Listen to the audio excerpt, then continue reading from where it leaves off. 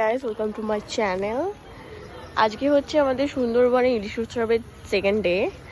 এখন আমরা সবাই রেডি হয়ে গেছি। এখন আমরা লঞ্চ ঘাটে যাব। আর আজকে আমাদের জঙ্গল সাফারি আছে, তো সারাদিন কি করি না করি সবটাই তোমাদের সাথে শেয়ার করবো, দেখতে থাকো। ও, তোমাদেরকে হোটেলটা দেখাই। আমরা যেখানে আছি, আমরা S2-তে আছি। পেছনে দেখতে পাচ্ছ হোটেলটা, এই হোটেলটাতে আছি আমরা। তো চলো লঞ্চ ঘাটে গিয়ে দেখা হচ্ছে।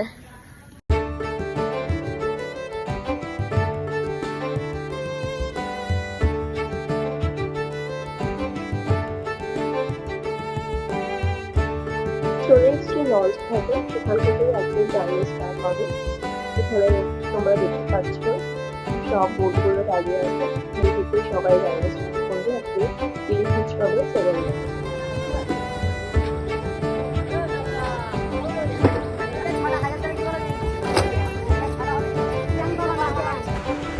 আমাদের বোটটাও ছেড়ে দিয়েছে। আমাদের আজকের প্রথম ডেস্টিনেশন হচ্ছে সজনেখালি।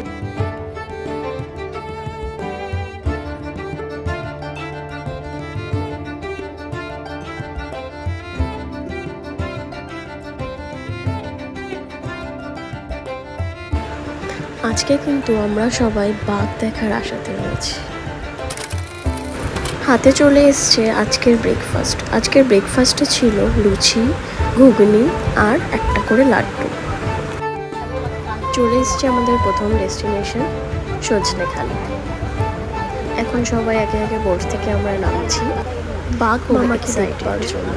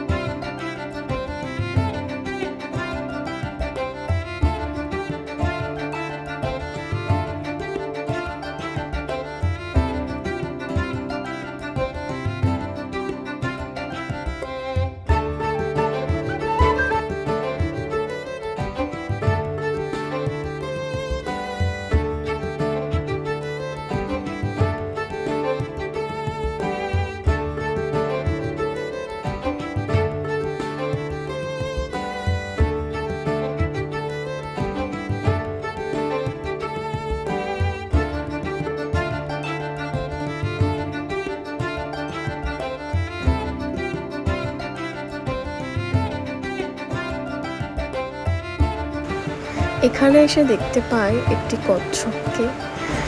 তারপরে গাইড দাদা আমাদেরকে পুরো জায়গাটা ঘুরিয়ে দেখালেন এবং এই জায়গাটা সম্বন্ধে কিছু কথা বললেন। চলো তোমরাও সেগুলো শুনে নেবে। এই যে টর্টেল পয়েন্ট আপনারা দেখছিলেন, এখানে একটা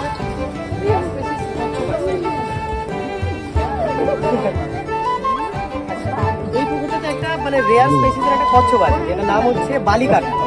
সারা পৃথিবীতে এদের সংখ্যা ভীষণভাবে কমে এসেছে। সেই যাতে সংখ্যাটা বাড়ানো যায় সেই ব্যাপারে এই জায়গাটায় সংরক্ষণ করে করা আছে। এই পুকুরে আছে 129। এই যে রাউন্ড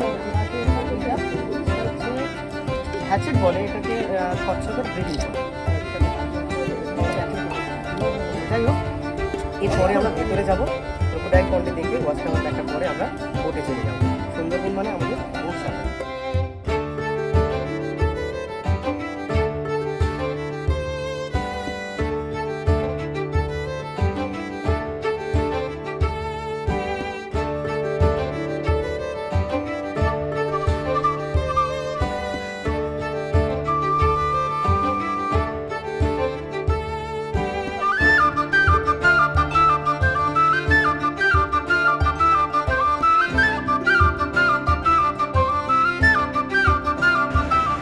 তারপরেই দেখতে পেয়ে যায় একটি কুমির। দেখতে পাচ্ছ কুমিরটা কিন্তু নড়লো।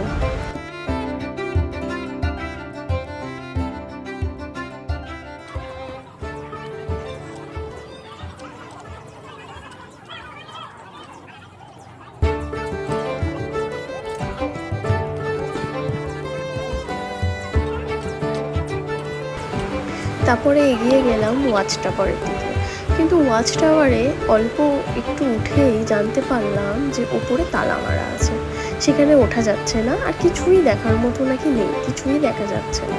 তাই আবার নিচে নেমে এলাম অর্ধেক উঠে। কিন্তু একজন হনুমান দেখতে পেলাম, তারাও তোমাদেরকেও জুম করে দেখানোর চেষ্টা করি।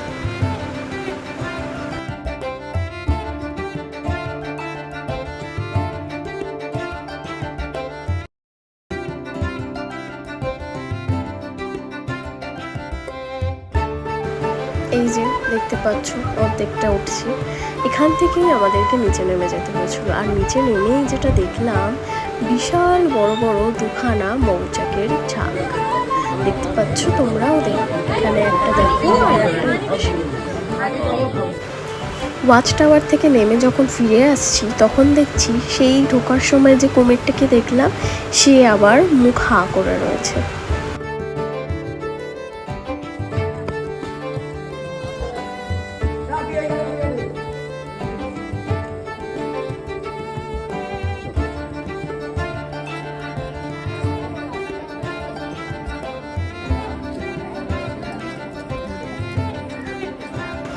এটি হচ্ছে সেই সুন্দরী গাছ যেটা থেকে এই সুন্দরবনের নামকরণ হয়েছে। তবে আজ এই গাছ কিন্তু প্রায় বিলুপ্ত। সেরা সুন্দরবনে এই একটি সুন্দরী গাছ আমরা দেখতে পাই। চলুন এবার একটু সুন্দরবনের ম্যাপটি আমরা দেখে নিই।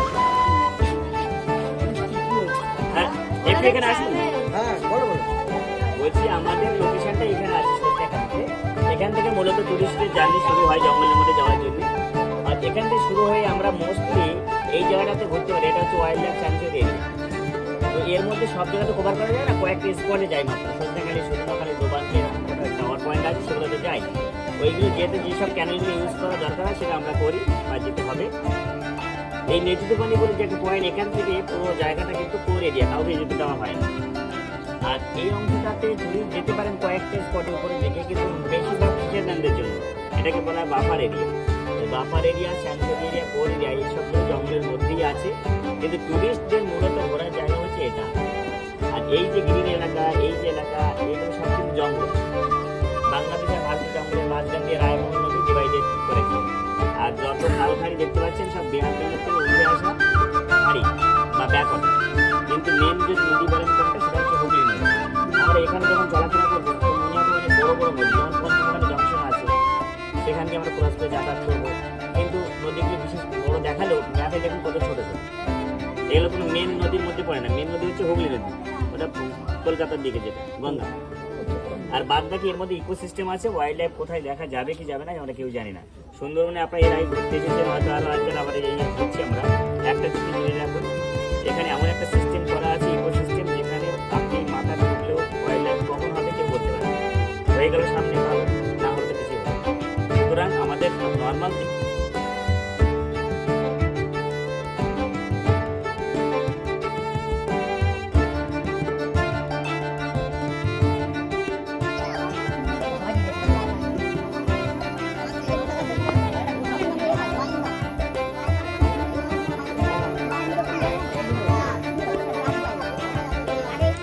আমরা এবার সজনেখালি থেকে বোটে উঠে পড়ছি।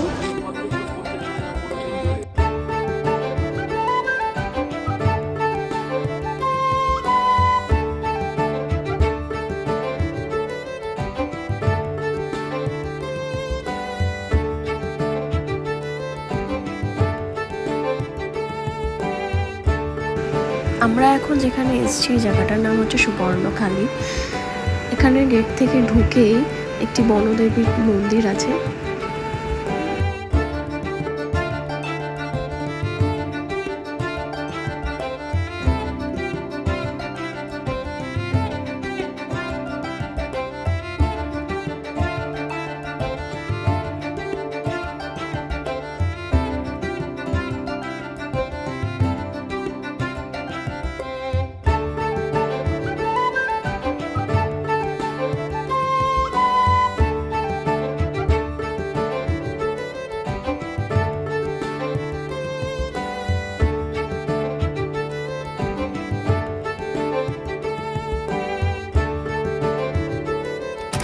তারপর আমরা বোর্ডে ফিরে এসে লাঞ্চ করতে বসে যাই। আর সেকেন্ড দিনের লাঞ্চের মেনুতে ছিল গরম সাদা ভাত, ডাল, পোস্ত দিয়ে আলু ভাজা, লেবু, আর ছিল দই ইলিশ আর ইলিশের ঝাল, আর ছিল মাছের মাথা দিয়ে কচু শাক।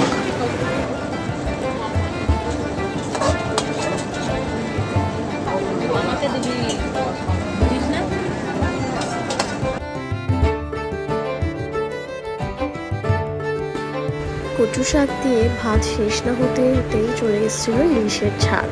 ইলিশের ঝালটা কিন্তু খেতে জাস্ট দারুণ হয়েছিল।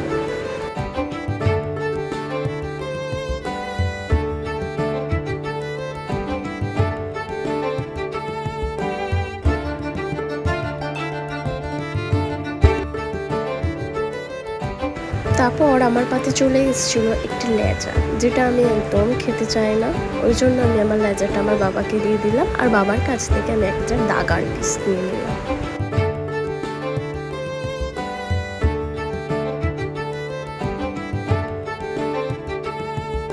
ইলিশ মাছের তেল ঝালটা দিয়ে শেষ হতে না হতেই ভাত চলে এলো দই ইলিশ। তবে দই ইলিশটা খেতে একদমই ভালো লাগেনি আমার। দইটা এতটাই বেশি দিয়ে দিয়েছিল যে বড্ড টক লাগছিল, কিন্তু ইলিশের ঝালটা কিন্তু দারুণ খেতে ছিল। তারপরেই চলে আসে চাটনি আর পাঁপড়। চাটনিটাও কিন্তু খেতে খুবই সুন্দর হয়েছিল।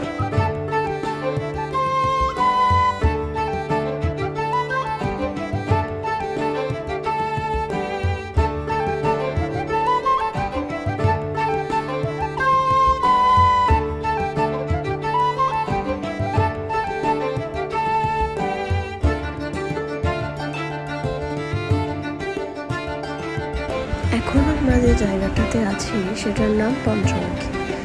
এখানে বড় বড় 5টা নদী একসাথে এসে মিলেছে, তাই এই জায়গাটির নাম পঞ্চমুখী। আর এই জায়গাটিতে ঢেউও আছে অনেক।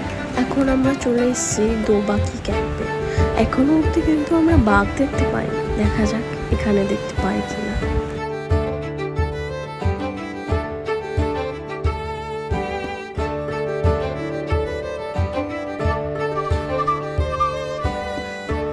এখানে এরকম দু সাইডে লোহার জাল করা আছে, আর মাঝখান থেকে রাস্তা।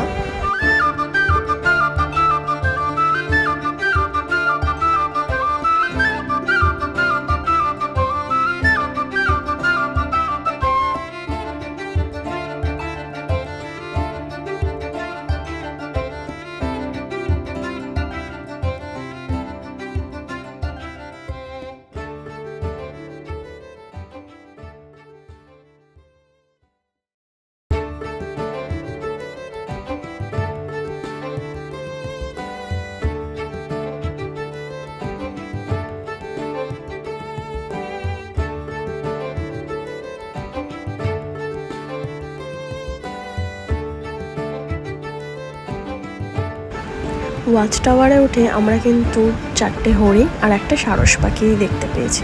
ওই যে দূরে দেখতে পাচ্ছ, ওখানে 2টো হরিণ আছে আর একটি সাদা, ওটা সারস পাখিটা। আর এই পাশে রয়েছে 2টো হরিণ।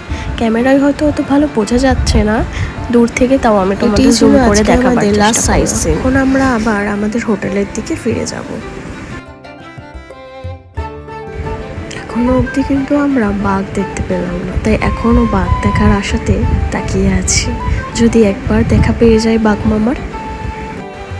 সন্ধেবেলাতেই চলে এসেছিল গরম গরম দুধ চা, আর ছিল সাথে এক চাউমিন। সন্ধেবেলা টিফিন করেই আমরা চলে গেছিলাম ঝুমুর নাচ দেখতে।